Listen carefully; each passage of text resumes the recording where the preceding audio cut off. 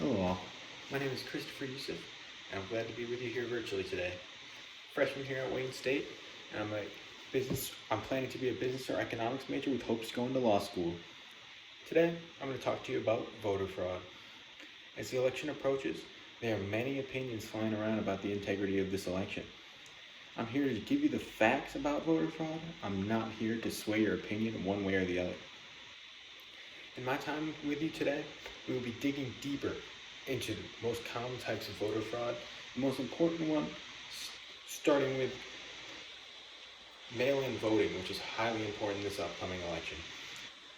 Reaching back to the 2016 election, a hot subtopic of voter fraud was undocumented immigrants potentially posing as American citizens and voting. Finally, the most established and well-known form of voter fraud is the impersonation of another voter. As college students, and likely as first-time voters for many of us, we must be well informed on an issue that divides our country. As I mentioned earlier, I'm not here to change your political views. I'm a registered independent who's looking to just present you with facts and with which you may draw your own conclusions. Due to COVID-19, we have seen a significant increase in mail-in voting. According to a poll done in July, completed by numerous college professors, particularly ones at Northwestern and Harvard, 63% of likely voters in New York say they're planning to vote by mail in this upcoming election, compared to 5% in 2016. One of the concerns with mail-in ballots, though, is the integrity of the post office. They're wondering if they can handle all the stress of this increased ballots. But according to the Brookings Institute, there may be around 80 million mail-in voters for the 2020 election. Obviously, they will not all be mailed on the same day, but even if they were, the post office has managed a 200 million increase in packages on December 21st, their most busy day of the year, so they would be able to handle that 80 million increase with no problems. American citizens are quite divided on the topic of voting by mail. According to the Center for Data for Progress, 52% of voters believe voting by mail with the post office is very trustworthy, while 39% believe it will lead to voter fraud. Mail-in voting fraud in the past has been very limited. According to the Heritage Foundation, study done in June of 2020, there were only 309 cases of voter fraud regarding mail-in ballots from 1982 to 2018. According to an FBI agent during a press conference over this summer, there has never been a fully formed conspiracy to commit mass voter fraud during a federal election. In order to commit any sort of mass voter fraud, one would somehow need to get a hold of all of a plethora of voters' mail-in ballots, and an even harder task, they would have to manage to forge all of their signatures. But just because voter fraud with mail-in ballots are rare, doesn't mean mail-in ballots are flawless.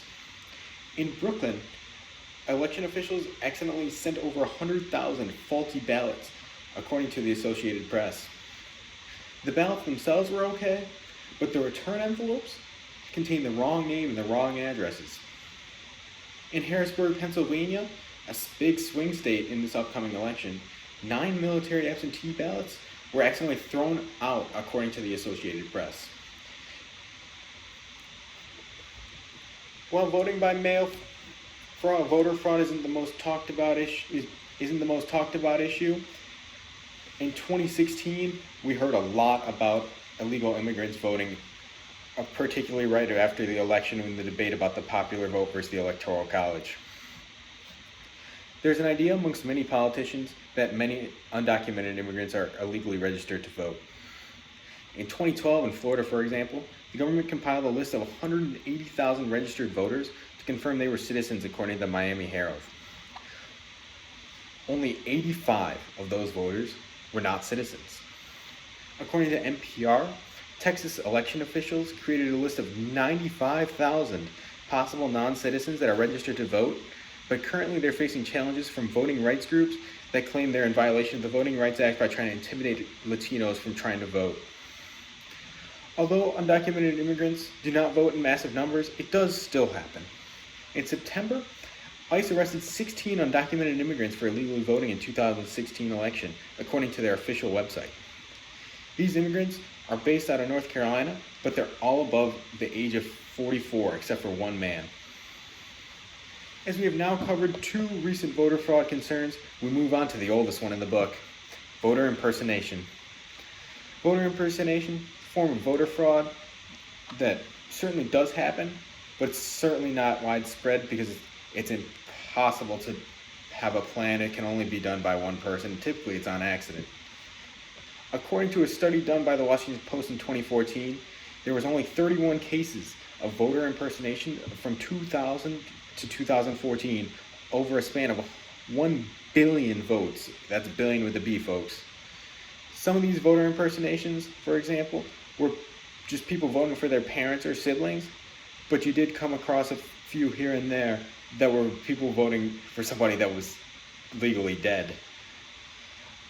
But no matter what, if you're voting for somebody who's dead or you're just voting for your sibling, it's still a case of voter fraud, no matter your intention. A study done by the Arizona State University looked at all the voter impersonation cases in Arizona, Ohio, Georgia, and Texas, all states where their politicians are vastly against voter fraud and highly concerned about it. But when they took a look at the numbers from 2012 to 2016, there was not a single case of voter impersonation in those states. As my time here comes to a close today, I'd like to affirm that I'm not looking to change anybody's mind, or I would just like to inform my classmates. In my speech, I went through the 3 most common types of voter fraud, those being with mail-in ballots, undocumented immigrants voting, and voter impersonation. All of these forms of voter fraud do occur, but on a very small level. With the upcoming election, I would just feel that it's very important for everybody to be educated on this topic of voter fraud. Thank you for your time, and make sure you vote.